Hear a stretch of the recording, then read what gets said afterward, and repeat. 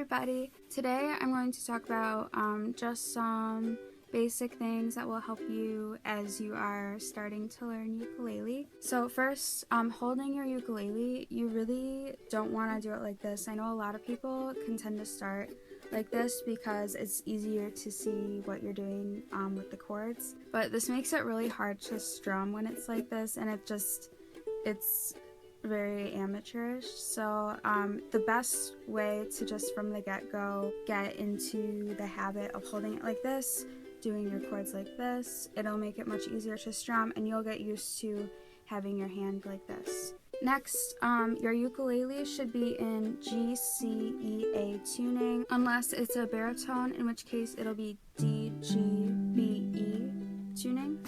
And to tune it, you can either get a chromatic tuner, which will tell you what note it is, and sometimes it'll tell you like if it's flat or sharp, and that can help you figure out whether to tune your string up or down. Or if you're already kind of experienced with music, you can just save yourself the money and trouble and use, like, if you have a piano or an online pitch pipe, or they have like free apps that are pitch pipes, or there are also plenty of YouTube videos that just play standard ukulele tuning to help you with that too. Make sure that you're careful, because if you tune it too high or too tight, the string will break in your face, and that's not really fun.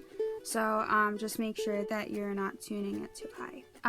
So chords, I'm not going to really go over a lot of them just because there are so many different ones, and you could really just like look up ukulele chords in Google Images and you'll get like a whole bunch of diagrams, but I will talk about how to read the diagrams that you get. So generally you'll get them and it'll look like this. I just have a few like commonly used chords. What this is this shows the ukulele neck like that. And each of these lines is one string. You have 4 strings, and it goes just how it does on the ukulele with your G, C, E, A string. And then each one of these is one of the frets. If you look again, is the top, and then you have your 1st fret, 2nd fret, 3rd fret, etc. And then with these numbers at the bottom, if it's an O, it means open. So you don't have to put any fingers on it, but you still play it. If it's an X, which you don't see a lot in ukulele chords, but if there's an X in one of these, that means don't play that string, but that's more common in guitar than ukulele. And then when there's a number there, that means what finger you should play. So going from your pointer to your pinky, it's 1, 2, 3, 4, like that. And so here for the C chord, they're telling you to put your 1st finger, so that's your pointer, on the 1, 2, 3, your 3rd fret of your 1st string here. So if I go here, I'm on my 1st string, I go 1, 2, 3 with my 1st finger, and that's your C chord. And so same with the other ones here, you're supposed to do 1st finger on the 1st fret of the 2nd string, and your 2nd finger on the 2nd fret of the 4th string for the F chord. So I have my 1st finger on my 1st fret of the 2nd string, and then my 2nd finger on my 2nd fret of the 4th string. And then for the G chord, you'll have your 1st finger on the 2nd fret of the 3rd string, your 2nd finger on the 2nd fret of the 1st string, and then your 3rd finger on the 3rd fret of the 2nd string. So I have my 1st finger, 2nd finger, 3rd finger. I know that a lot of people have trouble with the transitioning between chords. One thing that can help you with some of them is keeping in mind like guide fingers in between chords. Like when you have the A minor chord here, it's just this one finger. A lot of people tend to just use their 1st finger, which is easy. But when you're going from that to the F chord, it can help you to just already be ready with your 2nd finger here. You only have to add this one finger here. So if you're having trouble transitioning between 2 chords, see if there is a finger that they have in common that's on the same string or a string next to it. Just look for little patterns like that and it can help you. Next, we'll talk about strumming, which I think is something that a lot of people have trouble with. One thing that I see a lot of, or a fair amount of people do, is just strumming with your thumb like this. And I personally do not recommend that because you have 4 fingers that can make a really full sound. I think using your thumb kind of limits what you can do a little bit. I think it's just a very awkward way to play. And I also personally don't recommend using a pick.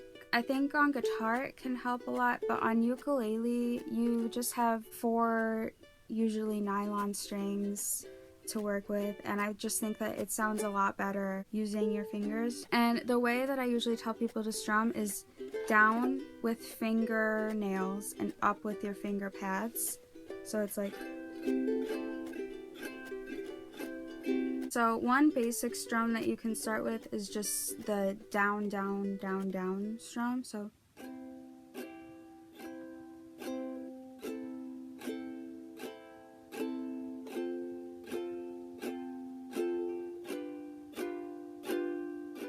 it's very easy, you just strum down, but it can be a little bit boring. I think it's a good one to start with though. And then another strum after just doing down, you can go down, up, down, up, down, up, down, up.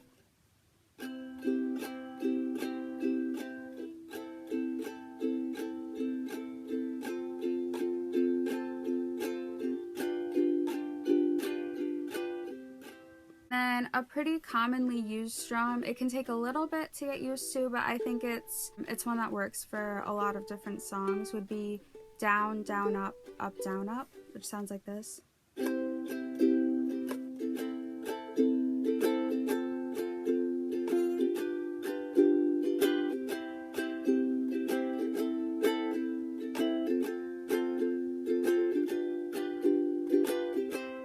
And then while we're talking about strumming, one thing that is worth mentioning is chucking or chunking or muting.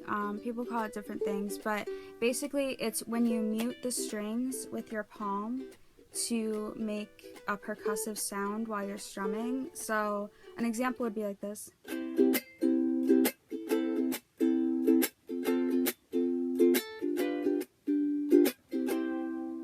And so the way that you do that, like I said, is just using your palm while you strum, so that it mutes the strings so that all you get is this sound.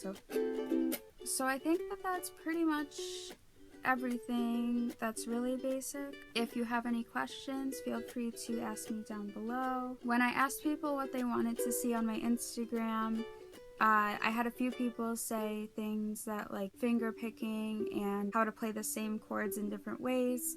And so I will probably in the future do a more advanced kind of general tutorial like this. So be on the lookout for that. If you follow me on Instagram, you'll be able to know when videos like those are coming out. If you enjoyed this video and would like to see more, please like and subscribe. And I hope that you all have a great day.